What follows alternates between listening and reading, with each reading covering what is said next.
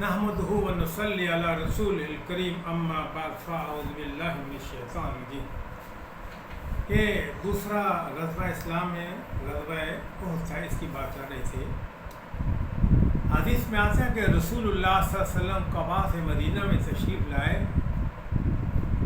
تو آپ نے وہاں انصار مہاجرین کو اکٹھا کیا، مشاورت کی کہ کیسے مشرکین مکہ کا مقابلہ کیا جائے، مدینہ کے اندر رہ کر یا مدینہ سے باہر کھلے میدان میں مشرکین سے مقابلہ کیا جائے۔ تو کچھ صحابہ کرام کی رائے تھی کہ مدینے میں حضرت امیر حمزہ رضی اللہ عنہ، حضرت سعد، نعمان بن بشیر، ان لوگوں کی رائے تھی کہ مدینہ سے باہر نکل کر کھلے میدان میں مقابلہ کیا جائے۔ حدیث میں آتا ہے کہ حضرت نعمان بن بشیر رضی اللہ عنہ نے اللہ کے رسول سے عرض کی کہ اے اللہ کے رسول، آپ ہمیں جنت سے محروم نہ کریں،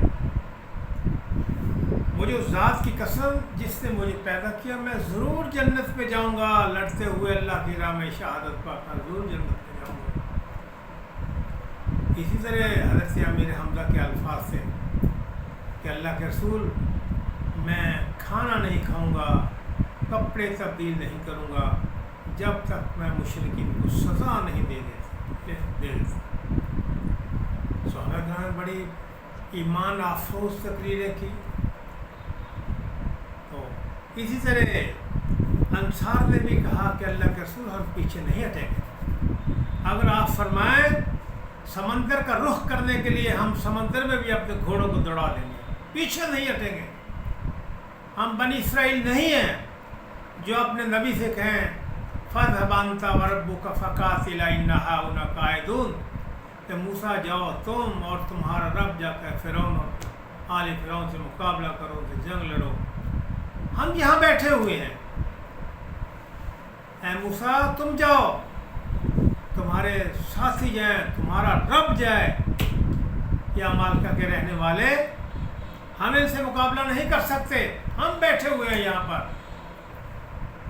جس وقت آپ فتح کر لیں گے اللہ آپ کو کامیابی دے دے گا، اتنا داخل ہو، پھر ہم اس بستی میں، اس شہر میں داخل ہو جائیں گے۔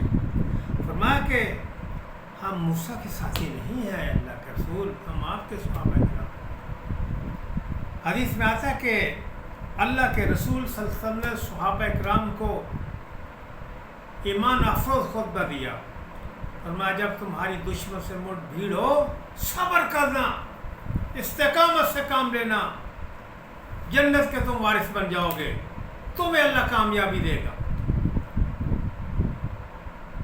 فرمایا کہ اس وقت اللہ کے رسول غار میں تشریف فرما تھے، تو حضرت ابوبکر صدیق نے اوپر دیکھا، فرمایا اللہ کے رسول، یہ مشرکین مکہ کھڑے ہیں، ان کے پاؤں نظر آ رہے ہیں۔ فرمایا لا تخف ولا تحزن ان اللہ معنا، ابوبکر ڈرو مت، اللہ ہم دونوں کے ساتھ ہے۔ اللہ کے رسول کو، صحابہ کے کرام رضوان اللہ علیہم اجمعین کو یقین تھا اللہ کی معیت کا، اللہ کی نصرت کا، اللہ کی مدد کا۔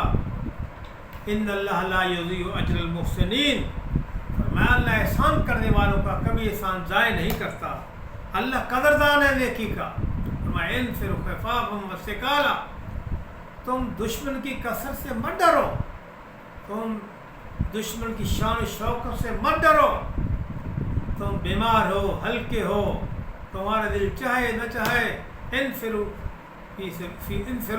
خفافا وثقالا، تم اللہ کی راہ میں نکلو، اللہ تعالیٰ تمہاری مدد کرے گا۔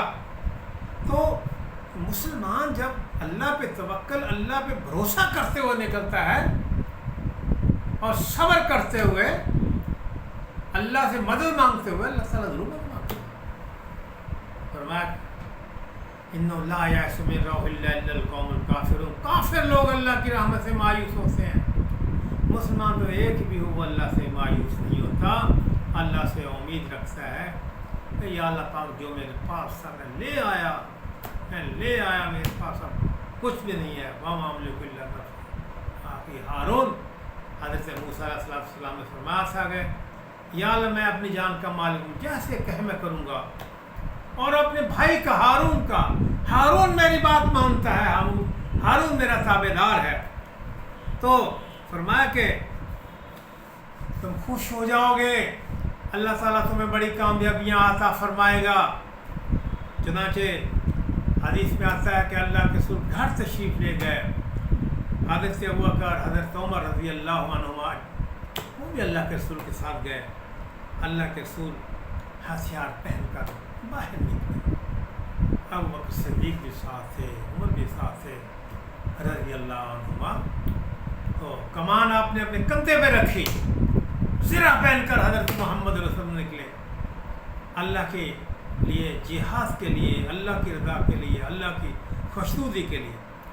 جس وقت رسول اللہ صلی اللہ علیہ وسلم تشریف لائے تو صحابہ کرام کو دیکھا، بعض صحابہ کرام نے کہا کہ شاید آپ لوگوں نے اللہ کے رسول کو مجبور کیا باہر جانے کہ باہر جا کر لڑیں۔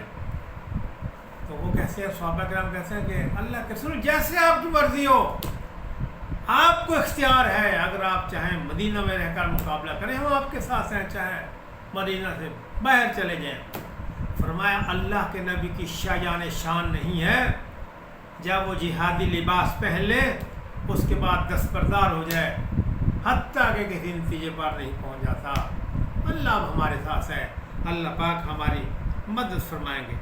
حدیث میں آتا ہے کہ اللہ کے رسول باہر نکلے، عصر کی نماز کا ٹائم تھا، وہاں صحابی کا جنازہ آیا، اللہ کے رسول نے صحابی کا جنازہ پڑھایا، اور اس کے بعد آپ نے حضرت علی کو مہاجرین کا جھنڈا حضرت علی کے سپرد کیا۔ مہاجرین کا جھنڈا آپ کے ہاتھ میں ہے، اور حضرت کا جھنڈا حباب المنذر یا حضرت سعد کے سپرد کیا، اور دوسرے قبیلے کا ایک اور صحابی اسید اس کے سپرد کیا۔ فرمایا کہ یہ جھنڈے آپ کے سپرد ہیں، آپ نے ان کی حفاظت کرنی ہوگی۔ صحابہ کرام جھنڈے کی ایسے ہی حفاظت کرتے تھے، ایسی جیسے بہت کسی اہم سے اہم ترین ذمہ داری کو سر انجام دیا جاتا ہے، ایسے ذمہ داری کے ساتھ۔ مجال ہے کہ اسلام کا جھنڈا انہوں نے کبھی سر نگو ہونے دیا ہو۔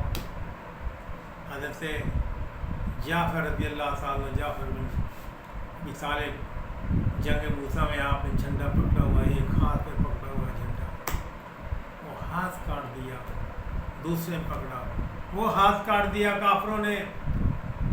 حضرت جعفر بن ابی طالب نے جھنڈا نیچے نہیں گرنے دیا، منہ میں جھنڈا لے لیا۔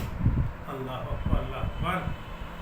تو جھنڈے کا احترام، جہادی جھنڈے کا، ملکی جھنڈے کا احترام، رسپیکٹ ہے۔ اور عبداللہ بن ام مکتوم کو، عبداللہ بن ام مکتوم نابینا تھے، تو عبداللہ بن ام مکتوم کو جناب حضرت محمد رسول نے مدینہ کے دور میں بتایا کہ مدینہ کی لک آفٹر، مدینہ کے اور اہل مدینہ کے معاملات کو آپ دیکھیں گے، ہم جہاد کے لیے جا رہے ہیں۔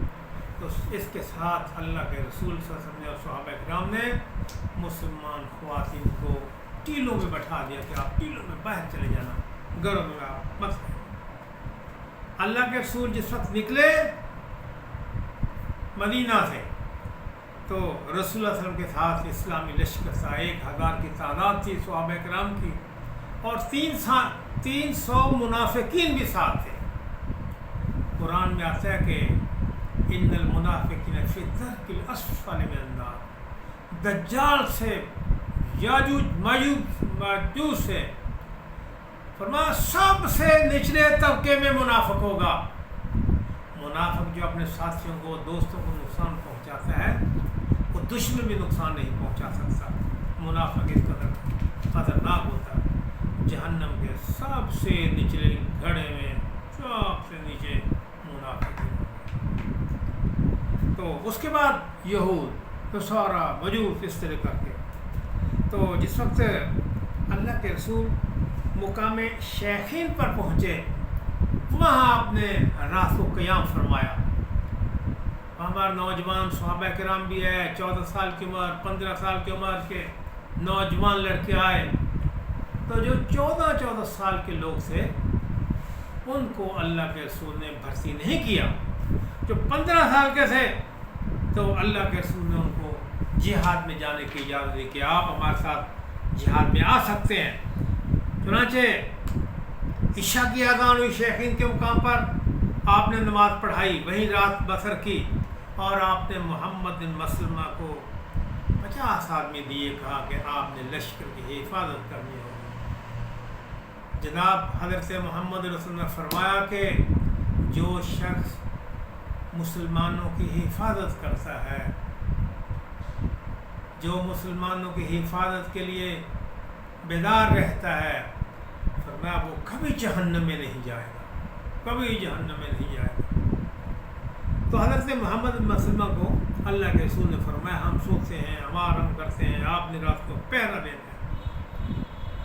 حدیث میں آتا ہے کہ صبح کے وقت جس وقت اللہ کے رسول بیدار ہوئے، آپ نے فرمایا کون ہے جو ہمیں شارٹ کٹ رستہ اختیار کر کے احد کے مقام پر جلدی پہنچا دے. تو ابو خیثمہ کہتے ہیں کہ اللہ کے رسول میں آپ کو پہنچا سکتا ہوں. چنانچہ ابو خیثمہ نے لشکر کی قیادت کی، لشکر کی آگے راستے میں میدان تھا، کوئی کھیت تھے. جس وقت یہ لوگ جا رہے تھے تو ایک نابینا آدمی تھا، مربع بن کیزی. حدیث میں آتا ہے وہ نابینا تھا. جس وقت اس نے مسلمانوں کے لشکر کی پاؤں کی آہٹ سنی تو اس نے بدتمیزی کی، برا بھلا اللہ کے رسول کو کہنا شروع کر دیا. کہا میں آپ کو اللہ کا نبی نہیں مانتا، تم میری زمینوں میں داخل کیسے ہوئے ہو؟ بدتمیزی کی شرط. نبوت میں صبر دیکھیں، تحمل دیکھیں، بردباری دیکھیں. صحابہ کرام نے کہا کہ اللہ کے رسول اگر آپ ہمیں اجازت دیں ہم اس کا سر قلم کر دیں. فرمایا وہ آنکھوں سے بھی انتا ہے، وہ دل کا بھی انتا ہے. چنانچہ اللہ کے رسول وہاں جلدی سے گزر سے میدان احد کی طرف پہنچ گئے. میدان احد کی طرف صحابہ کرام نے اپنی پشت کی، پہاڑ کی طرف پشت کی اور سیدھے یوں کھڑے صحابہ کرام رضوان اللہ علیہ اجمعین. تو یہ مسلمانوں کی تعداد 1000 تھی. 300 شاہ سواروں کو عبداللہ بن ابی مقام شیخین سے واپس مدینہ لے آیا. کہتا ہے تم تو ہمیں ایسے ہی مرواتے ہو. منافق آدمی جس میں کسی قوم کو قربانی دینے پڑے، منافق آدمی بروپاگنڈا کرتا ہے، بہت بروپاگنڈا کرتا ہے، موت سے ڈرتا ہے، حالات سے ڈرتا ہے. اس کے دل میں انقباض پیدا، اس کے دل کو دوڑے پڑتے ہیں جسے قربانی دینی پڑے. مسلمان آدمی ہمیشہ قربانی کے لیے تیار رہتا ہے. تاریخ دیکھیں آپ، ہمیں یہ غریب لوگ وہی اسلام کا ساتھ دیتے ہیں، وہی تحریکوں کا ساتھ دیتے ہیں. متوسط طبقہ، غریب طبقہ. اللہ کے رسول نے فرمایا طوبی للغرباء بعد الاسلام غریبا وسعیهم غریبا. فرمایا مبارک ہو غریبوں کو، اسلام کا آغاز بھی غریبوں سے ہوا اور اس کی انتہا بھی غریبوں سے ہوگی. غریب سے مراد غیر مانوس لوگ جن کو معاشرہ نہیں جانتا، ان نون لوگ. فرمایا ان نون لوگ ہمیشہ اسلام کے وہ پاسبان رہے ہیں. اللہ تعالیٰ ہمیں بھی ان غرباء میں سے کرے جو اسلام کے سپاہی ہیں. واخر دعوانا ان الحمدللہ.